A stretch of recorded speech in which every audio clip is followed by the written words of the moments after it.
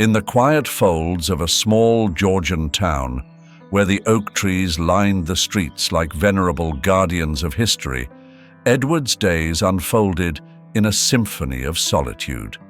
Once filled with the laughter and warmth of his wife, Mary, the house now echoed with the gentle yet persistent reminder of her absence.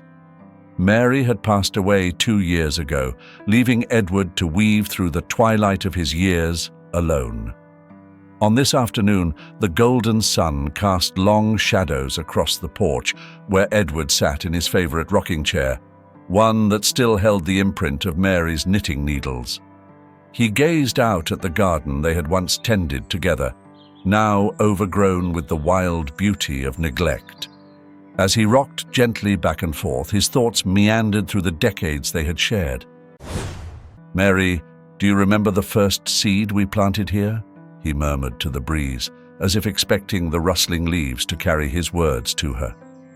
Each bloom in the garden told a story of years gone by, each petal a fragile memory preserved in the colors of the past. Edward's children, Brian and Emily, had long since moved away, drawn by the bustling allure of city life and their own pursuits. Calls were infrequent, visits even more so. The promise of family felt as distant as the fading light. Sighing, Edward pushed himself up from the chair. He walked inside to prepare a simple dinner for one, his footsteps echoing in the empty hall. As he passed the mantel, his eyes lingered on the family photographs. Snapshots of birthdays, holidays, and other celebrations, all frozen in joyful permanence. Why does it feel like I lost more than just Mary? Why does it feel like I lost our whole family? Edward spoke to the photos, tracing a finger over the glass that protected a picture of a much younger Brian and Emily, beaming with the carefree happiness of youth. Later, seated at the dinner table set for one, Edward ate slowly, the silence of the house amplifying the small sounds of his meal. Fork against plate, the clink of glass, the soft sighs that filled the pauses, these were the sounds of his new existence. As he finished his meal and looked around the empty room, Edward made a decision. Perhaps it was time to bridge the growing gap between him and his children. Maybe it's not too late to reconnect, he thought, a flicker of resolve stirring within him. He planned to call them over the weekend, hopeful yet uncertain. With the dishes cleared and the night deepening, Edward settled into his armchair, a book in hand that he barely read. Instead, his mind wandered, plotting the words he would say to Brian and Emily, rehearsing conversations that might bridge years of distance. As he drifted off to sleep in the chair, a determined peace settled over him, a stark contrast to the storm that was quietly brewing on the horizon. As the first rays of Saturday morning light filtered through the curtains of his quiet Georgian home, Edward felt a blend of anticipation and trepidation. Today, he had planned to reach out to his children, hoping to mend the fraying threads of their relationship. Before he could pick up the phone, however, a knock at the door interrupted his thoughts. Surprised, he shuffled to the front, peering through the peephole. Standing on the other side were Brian and Emily, their faces wearing smiles. "Good morning, Dad." "Surprise!" Emily called out cheerily as Edward opened the door. The surprise visit was unusual, enough to stir a swirl of emotions in Edward's heart. From elation at seeing his children to a nagging suspicion stirred by their unexpected arrival. "Emily, Brian, what a surprise indeed," Edward stammered, stepping aside to let them in. As they entered, the house seemed to shrink, filled suddenly with the energy of the younger generation. "We thought we'd come and spend some time with you, see how you're holding up," Brian said, placing a hand on Edward's shoulder with a weight that felt heavier than affection. Edward led them into the living room, where memories of Mary were most palpable. Photos of her, radiant and smiling, adorned the walls and shelves. "I was just thinking about calling you both," Edward mentioned, trying to gauge their reactions. "That's great, Dad. We've been meaning to talk to you about something important," Emily began, exchanging a quick, almost imperceptible glance with Brian. They all sat down, the children on the couch, Edward in his armchair, the fabric worn thin by years of use. "Dad, we'll just cut to the chase," Brian said, his voice taking on a tone of rehearsed sympathy. "Emily and I have been going through some tough times financially. The markets hit us hard and, well, we need your help." Edward's heart sank. He had hoped for a reunion, a rekindling of familial love. Not this, a request or rather a demand, disguised as concern. "What kind of help are you talking about?" Edward asked, though a part of him already guessed the answer. "It's the house, Dad," Emily interjected gently, her voice softer, trying to cushion the blow. "We were thinking, maybe it's time for you to consider downsizing. You could sell this place, help us out with the proceeds, and move in with one of us." The room spun slightly as Edward absorbed the full weight of their words. This house was more than just a structure. It was the repository of his life with Mary, of decades filled with love and laughter. To sell it would be to erase a part of himself, a part of them. "I need to think about this," Edward replied, his voice barely above a whisper. "This house, it's where I spent the best years of my life with your mother." "We know, Dad, and we wouldn't ask if we weren't desperate," Brian said, leaning forward, trying to project sincerity. "Think about it as not just helping us, but also making things easier for yourself. A smaller place means less maintenance, fewer expenses." Edward nodded slowly, the logical part of his mind recognizing the truth in Brian's words, but his heart recoiled at the thought of abandoning the last tangible connection to Mary. As the discussion continued, Edward felt a growing sense of isolation from his children. Their words, meant to be comforting, felt hollow, their assurances, like assurances given to placate rather than to heal. He agreed to think it over, not wanting to make a rash decision, but as Brian and Emily left, promising to visit again soon, a cold realization settled in his heart. They needed him not as a father, but as a financial resource. That night, as Edward lay in bed staring at the ceiling, the shadows seemed to whisper Mary's name. His decision loomed over him, a spectre at the crossroads of duty and despair. How could he choose between his children's welfare and the memories of a lifetime? The morning, sitting at the kitchen table with a cup of untouched coffee, Edward turned the decision over in his mind. He remembered the earnest yet strained expressions of Brian and Emily as they made their request. His heart ached, not just for the loss of the house, but for the palpable distance between what his children said and what their eyes showed. He had agreed to their plan, the words tasting like ash in his mouth. "I'll do it," he had finally said, his voice steady, though his hands shook slightly. "I'll sell the house." Now, as he looked around the kitchen, the walls adorned with photographs of holidays, Mary's favorite china displayed in the corner cabinet, he felt each memory tug at him, bidding him to reconsider. But the die was cast.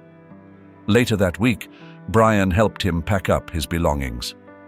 "You won't regret this, Dad," Brian assured him as they filled boxes with books and mementos. "Think of it as a new beginning."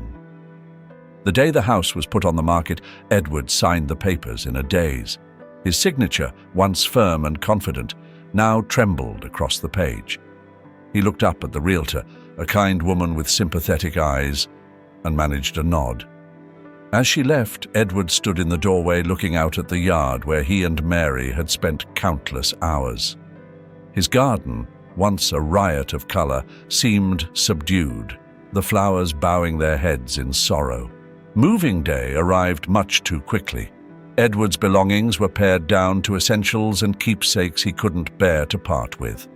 Brian drove him to his new home, a room in Brian's house, which they had cleared out for him. The room was nice enough, spacious, with a window overlooking the backyard. Brian and his wife, Linda, had made an effort, placing fresh flowers on the bedside table and a stack of books on the dresser. "Welcome home, Dad," Linda said, her smile warm but somewhat rehearsed. Edward appreciated the gesture, but the space felt alien, not yet a home. The first few nights were the hardest. Edward lay in bed listening to the unfamiliar sounds of the house, the creaks and whispers of this new place, where a language he didn't speak. During the day, he tried to keep busy, helping Linda with chores or playing with his grandchildren, who visited occasionally. One evening, as he sat at dinner with Brian and Linda, the conversation turned to the sale of the house. "It's sold for a good price, Dad. This will really help us stabilize things," Brian said, passing Edward the salt. Edward nodded, his food tasteless. "I'm glad to hear that," he managed to say, the words heavy with unspoken feelings. He wondered if this sacrifice would indeed ease his loneliness, or if he had just traded one form of isolation for another. As days turned into weeks, Edward found small comforts in his new surroundings. A favorite chair by the window where he could read, the way the light fell across the floor in the afternoon. He missed the autonomy of his own space, the familiar comfort of a home where every corner held a story, every creak a memory of shared laughter or whispered secrets with Mary.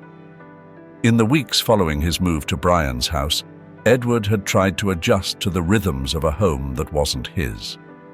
The walls of Brian's house did not hold the warmth of decades of love as his old home had.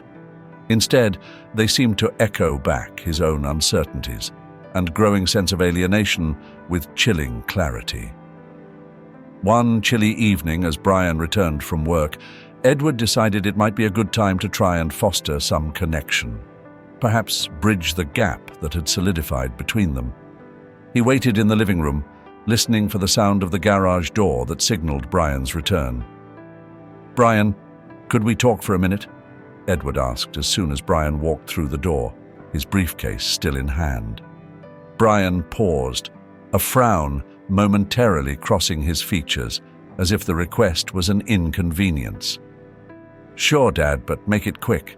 I've had a long day," he replied, setting down his briefcase with a sigh. Edward nodded, swallowing the hurt that Brian's tone inflicted. "I was thinking about the garden out back. Maybe I could start fixing it up.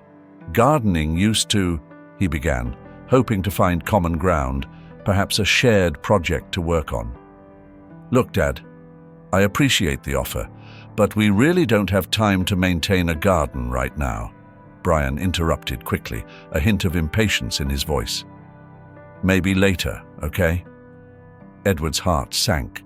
The dismissal was subtle but clear. He tried another approach, eager to make some kind of connection. "How was your day at the office?" he ventured, attempting to steer the conversation towards Brian's interests. "It was busy as usual." "Really, I'm too tired to talk about it now," Brian responded, his tone dismissive. Without waiting for Edward's reaction, he added, "I'm going to check on Linda and the kids. Maybe we can catch up some other time." Left standing alone in the middle of the room, Edward felt a profound sense of isolation wash over him. He had hoped that living together would bring them closer, but instead, it seemed to highlight the growing distance between them. The days that followed were no better.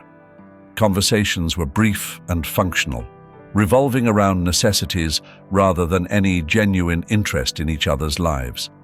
Edward often found himself eating meals alone, as Brian and Linda had different schedules that mysteriously seemed to exclude him. Even at family dinners, which were rare enough, the couple's conversations fluttered around topics that didn't include him, like whispers he was meant to overhear but not participate in. One evening, while Linda was preparing dinner, Edward approached her, hoping to find in her a friendlier companion. "Linda, do you need any help?" he asked, his voice hopeful. "Oh, no, thank you, Edward. I've got it under control," Linda replied, with a polite smile. Yet her body language spoke of barriers not to be crossed. Her words were kind, but her eyes darted away from his, focusing on chopping vegetables with unnecessary vigor. Feeling rebuffed yet again, Edward retreated to the small space that had been designated as his room. Sitting on the edge of his bed, he looked around at the few personal items he had placed on the dresser: a photo of Mary, a clock they had bought together on a trip, and a couple of books. The room felt more like a cell than a part of a family home.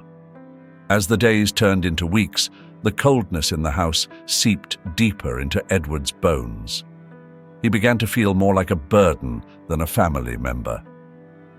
This growing sense of being an outsider in what was supposed to be his new home led Edward to spend more time in his room, poring over old photo albums and letters, clinging to memories of a time when he felt valued and loved.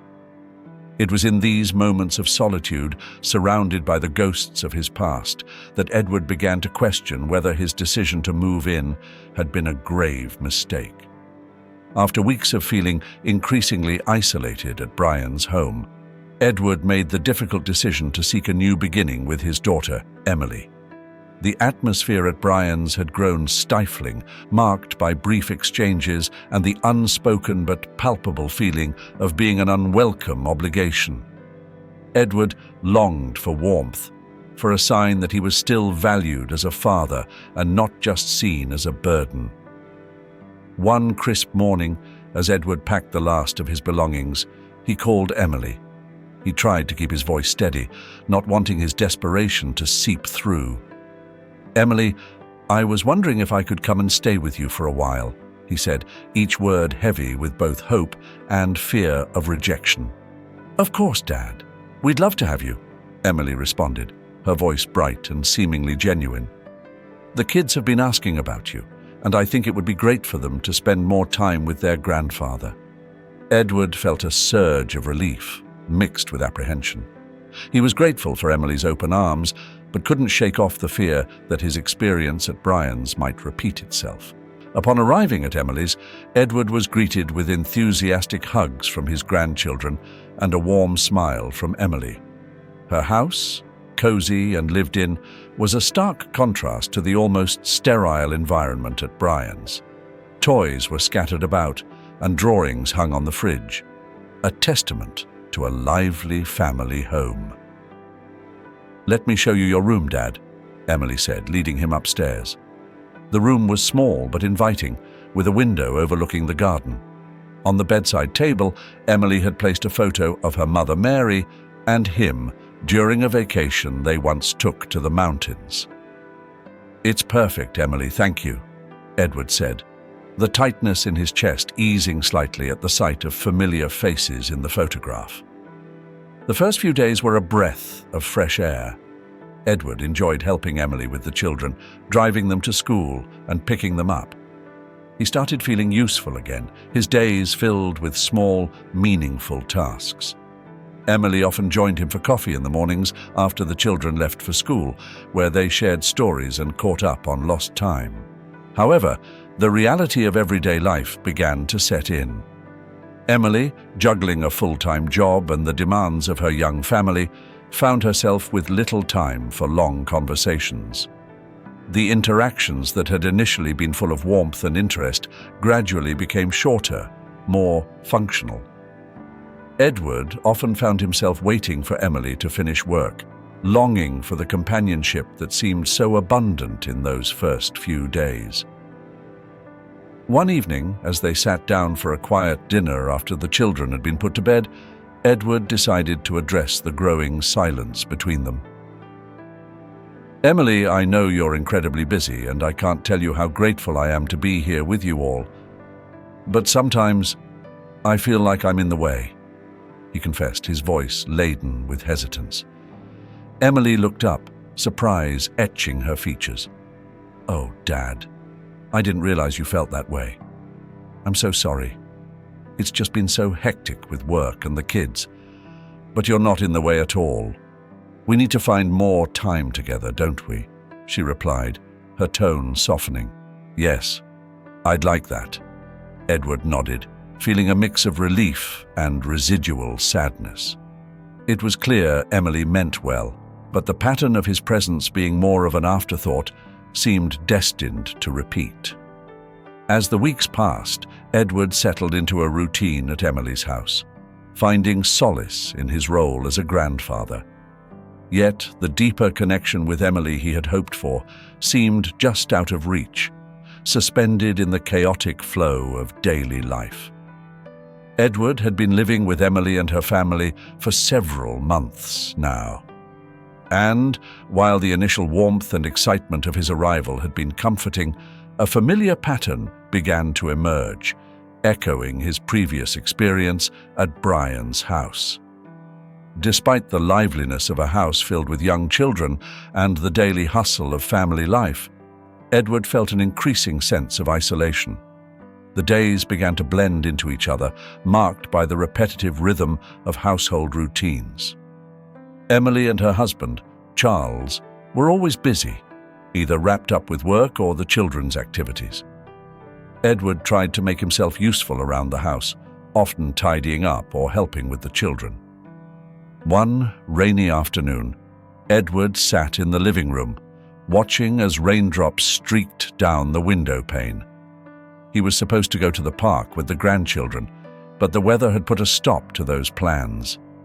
Emily rushed through the room, phone pressed to her ear, speaking rapidly about something urgent at work.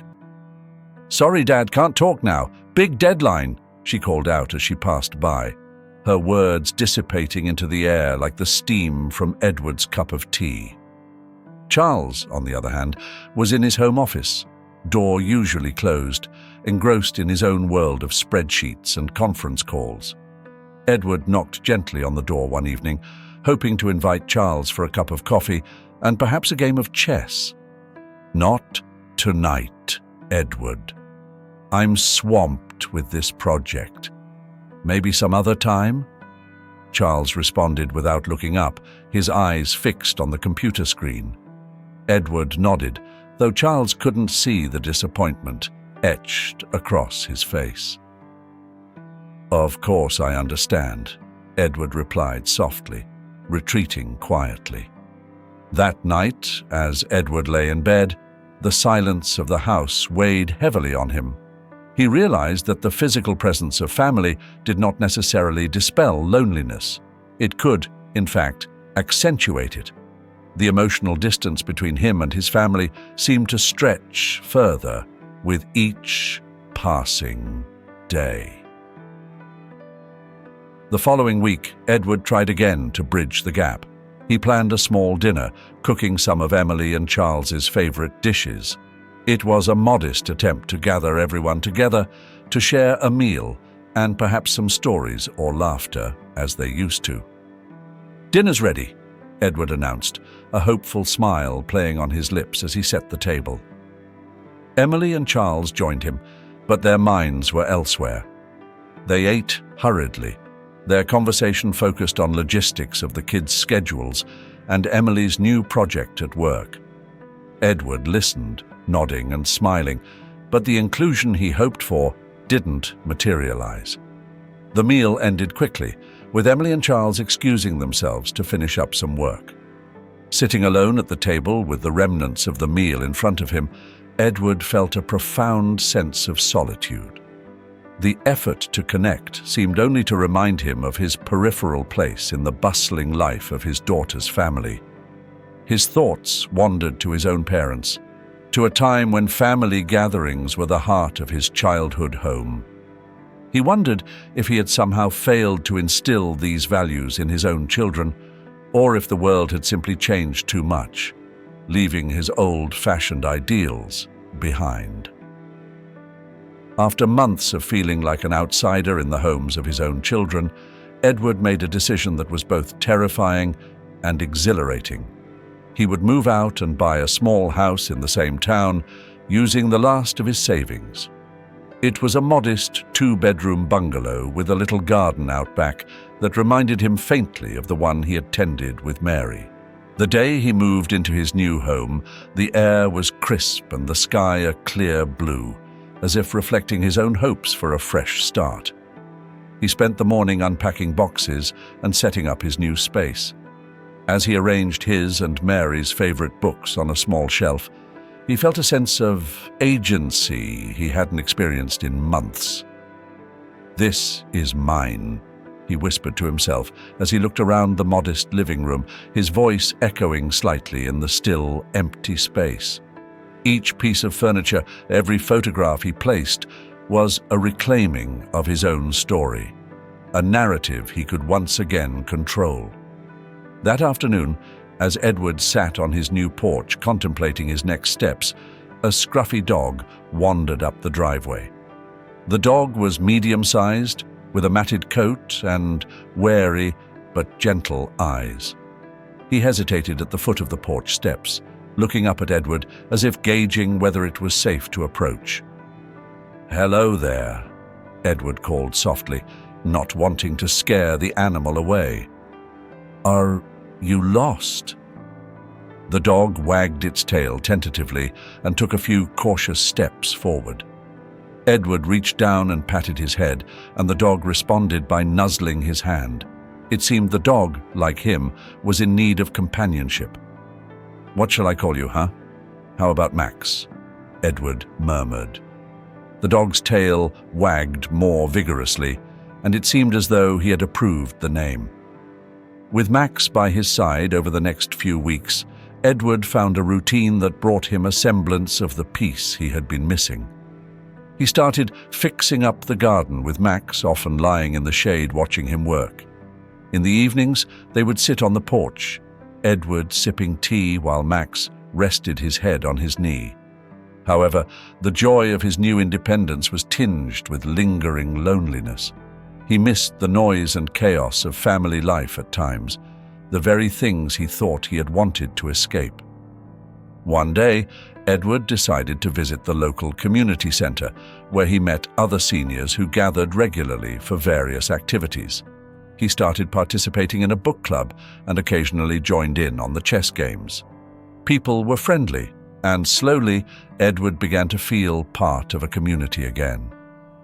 "I've found a new place for myself, in more ways than one," Edward shared with the group during a book club meeting, feeling a warmth in his chest as several heads nodded in understanding. The burgeoning friendship with Max had brought much-needed joy into Edward's life, yet there remained a space within him yearning for deeper human connections. His routine visits to the local park with Max became a highlight of his days, a small adventure outside the quiet sanctuary of his home. On a particularly bright afternoon, Edward was seated on a familiar bench under an old oak in the park. Max lazily sprawled beside him when a voice interrupted his reverie. "Excuse me, sir. May I join you on this bench? It's such a lovely view from here," said a cheerful voice. Edward looked up to see a woman, perhaps in her late 40s, smiling at him, a stack of books under one arm. "Of course," Edward replied, shifting slightly to make room. "Max and I don't own the bench, after all." The woman chuckled as she sat down, setting her books next to her. "I'm Susan," she introduced herself, extending her hand. "Edward," he responded, shaking her hand, "and this is Max." Susan patted Max, who expressed his approval with a gentle tail wag. "I volunteer at the local community center. I run the mobile library service. We bring books to those who can't make it to the library themselves. It's my little way of spreading some joy."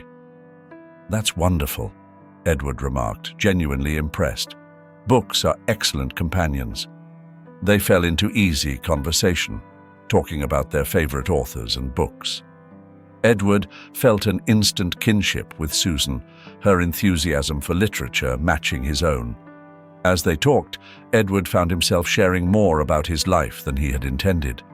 The move to his new home, his feelings of isolation, and how he was gradually finding his place in the community. Susan listened with genuine interest, her eyes kind and understanding. "It sounds like you've been through quite a journey," she said, once Edward had finished. "But it also sounds like you're finding your way back to yourself." Edward nodded, the truth of her words resonating within him. "I suppose I am," he admitted, "though it's been lonelier than I expected." "Sometimes the hardest journeys are the most rewarding," Susan replied. "And remember, it's okay to ask for help or just for some company. No one should have to be alone if they don't want to be." Her words struck a chord in Edward. He had prided himself on his independence, on not being a burden to anyone, especially after his experiences with his children. "Would you like to join me for a cup of tea sometime?" Edward found himself asking. "I have quite a selection of teas, and I could always use some company." Susan smiled, delighted. "I would love that, Edward. Thank you." As they parted ways that afternoon, Edward felt lighter than he had in months. Not only had he made a new friend in Susan, but he also felt a renewed sense of belonging to this park, to his new community, and perhaps to a broader family of kindred spirits. Over the next few weeks, Susan visited Edward often. They would sit in his garden, sipping tea and sharing stories. With Susan's encouragement, Edward also began to participate more in community activities, even volunteering to help with the mobile library once in a while. Edward's heart, once burdened by the weight of solitude, now felt buoyed by the simple, profound joy of shared experiences and the comforting presence of a friend who saw him not as a burden, but as a companion worthy of time and attention.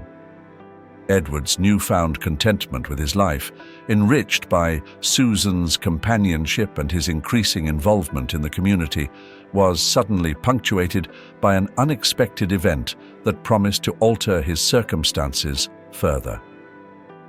One sunny afternoon, as Edward was tidying up some old personal papers, he stumbled upon an unopened letter tucked away in a drawer.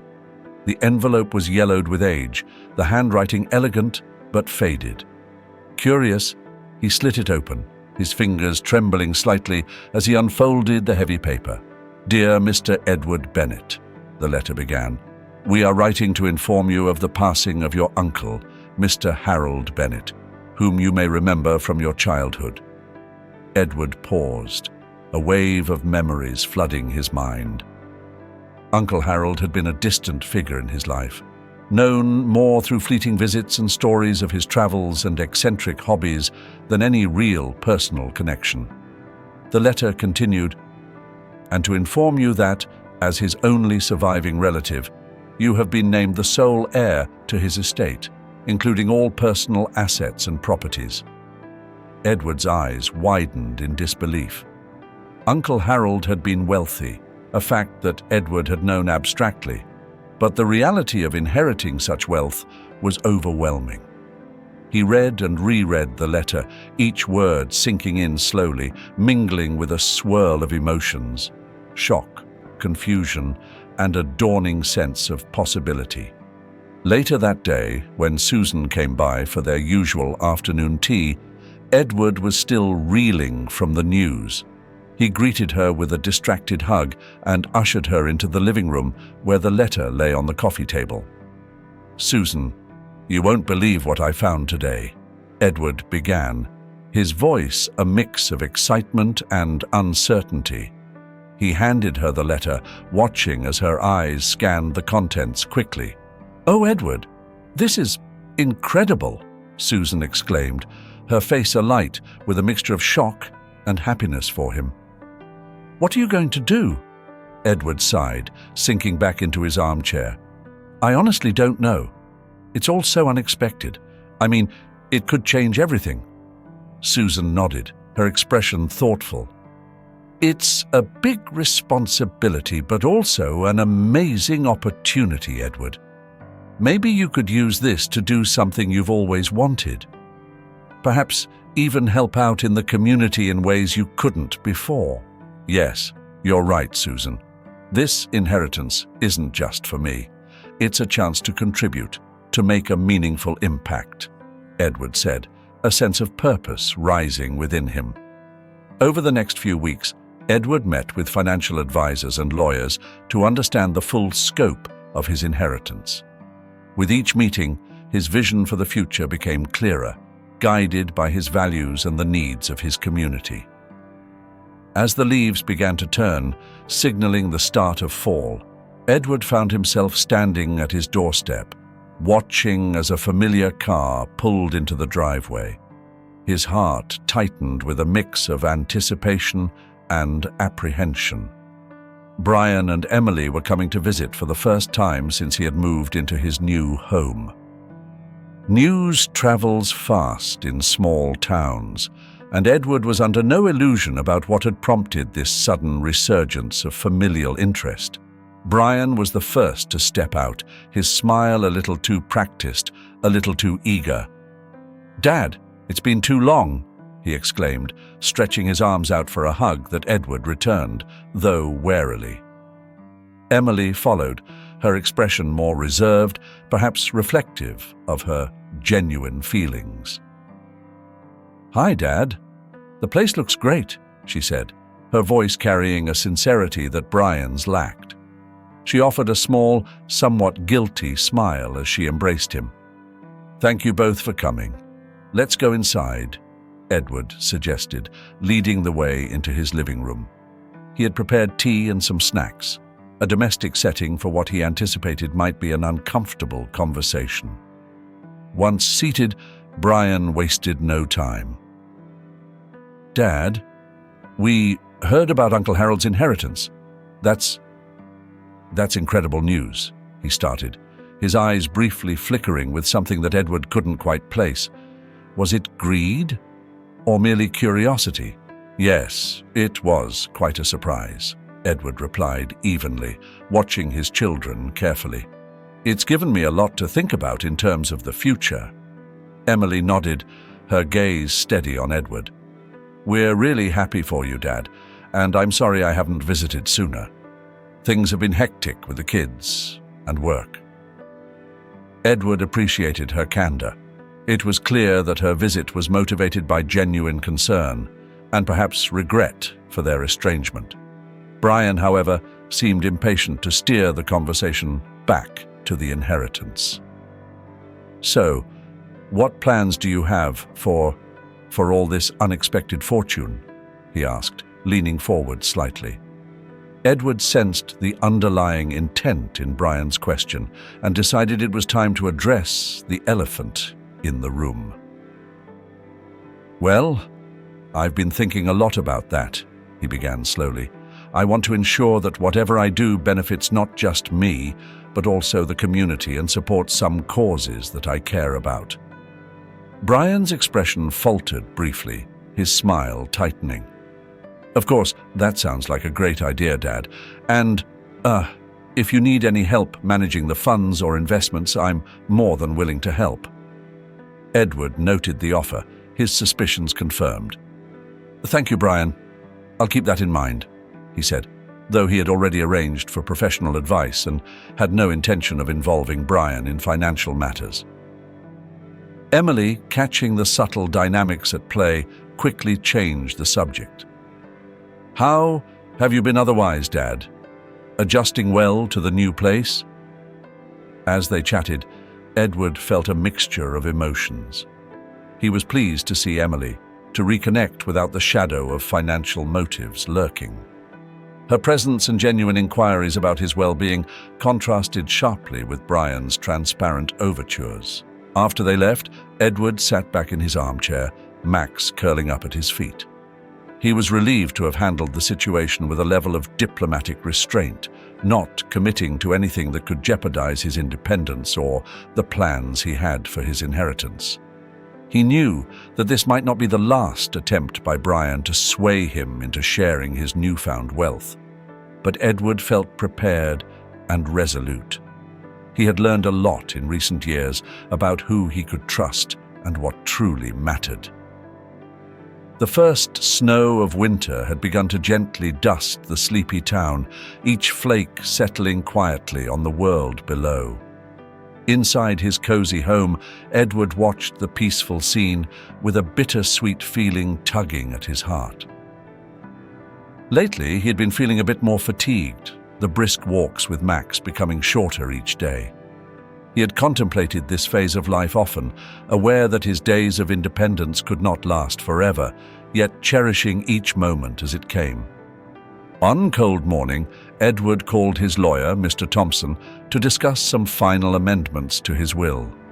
The warmth of the fireplace contrasted sharply with the frosty windows as he sat wrapped in a thick sweater, documents spread out on the coffee table. "Mr. Thompson, I have given a lot of thought to this," Edward began, his voice steady despite the gravity of the conversation. "It's important to me that my estate is used to further the causes I care about." "Of course, Edward," Mr. Thompson responded, his tone both professional and compassionate. "We can make any changes you see fit. I want to ensure that the community center is looked after and that Susan is rewarded for her kindness and dedication." "She's been more than a friend, she's been my family," Edward said, his decision clear and resolute. "And your children?" the lawyer inquired gently. Edward paused, a sigh escaping him. "I've left provisions for them that I think are fair, but the majority of my estate, I want it to support the community center and Susan. She has the vision and the heart to carry on the work I've started." Mr. Thompson nodded, making notes. "I'll prepare the documents according to your wishes." Weeks later, as the winter deepened, Edward's health declined rapidly. One quiet evening, as the snow continued to fall softly outside, Edward passed away in his sleep. The house silent except for the soft ticking of the clock and the occasional crackle from the fireplace. The news of Edward's passing spread quickly through the community. Many who knew him, touched by his kindness and generosity, felt a profound sense of loss. Susan, who had become close to Edward, took it upon herself to organize a small but heartfelt memorial service. At the service, friends and neighbors shared stories of Edward's impact on their lives, each tale a testament to his gentle, giving nature. Emily were there, their expressions somber, reflecting a mixture of grief and perhaps regret. After the memorial, the attendees gathered at the lawyer's office for the reading of Edward's will. The room was filled with an anxious energy as Mr. Thompson prepared to read the document. As per Edward's wishes, his estate will be managed by Susan and Emily, who is also the primary beneficiary. The community center will receive significant funding to continue its programs. To his son Brian, he has left personal mementos. The room was silent, the weight of Edward's final decisions hanging in the air. Brian's face hardened as he processed the news, his disappointment barely concealed. Emily's expression was more inscrutable, though she seemed to be wrestling with a mix of emotions. Susan, overwhelmed by both the responsibility and the trust Edward had placed in her, felt a surge of determination. She promised silently to honor his legacy by enriching the community he loved so dearly. After the emotional tumult of the will reading, Susan and Emily found themselves at the helm of Edward's vision, entrusted with not just his assets, but his aspirations for the community he had so dearly loved. The quiet town was still blanketed in snow, reflecting the solemn mood that had settled over Edward's friends and family since his passing. But beneath the surface, there was a burgeoning sense of purpose, especially in Susan, who felt the weight of Edward's trust heavy on her shoulders. The community center, once a modest establishment, was poised to transform under the influx of funds and attention it would now receive. Susan, with Emily increasingly by her side, began planning the expansion of the center's programs. They envisioned a place that would not only continue to serve as a hub for community activities, but also as a beacon of support and growth for the vulnerable and the less fortunate. One morning, as the first signs of spring began to melt the surrounding snow, Susan organized a meeting with the community center's staff and key community leaders. The purpose was clear: to lay out Edward's vision and discuss the practical steps needed to realize it. Emily, who had taken a more active role than anyone had anticipated, stepped up to speak. "My father believed in the power of community," Emily began, her voice steady and more confident than in days past. "He saw this center not just as a place, but as a home for anyone who needed support, guidance, or simply a place to belong. With the resources he has provided, we have a chance to expand our outreach and perhaps even change lives in ways we've only imagined." As Emily spoke, Susan looked on with a mix of pride and hope. They discussed plans for adult education classes, after-school programs for kids, and even a new initiative to provide job training and placement services. In the weeks that followed, the community center became a bustling hive of activity. Volunteers poured in, drawn by the news of Edward's bequest and motivated by the expanded mission of the center. The local press caught wind of the story, and soon articles and interviews heralded the story of Edward Bennett's legacy and the revival of the community center. One particularly poignant event was the unveiling of a plaque in Edward's honor in the newly renovated lobby of the center. The plaque bore his likeness and a simple inscription: "In loving memory of Edward Bennett, whose generosity rebuilds lives." As Susan and Emily stood before the gathered crowd at the unveiling, they shared the impact of Edward's life and legacy. "This center, these programs, and the future we're building are all testaments to Edward's belief in the power of community," Susan said to the audience. "He may have left us in body, but his spirit and his dreams are alive in every corner of this place." Months turned into years, and the community center flourished, becoming more than just a local hub. Edward's legacy was no longer just about the funds he had left behind. It was about the lives changed, the opportunities created, and the community strengthened. Emily, reflecting on her father's life and the tangible outcomes of his generosity, found a new path for herself as well. Working alongside Susan, she embraced her father's legacy, not just through the center, but in taking to heart his example of selfless giving and community building.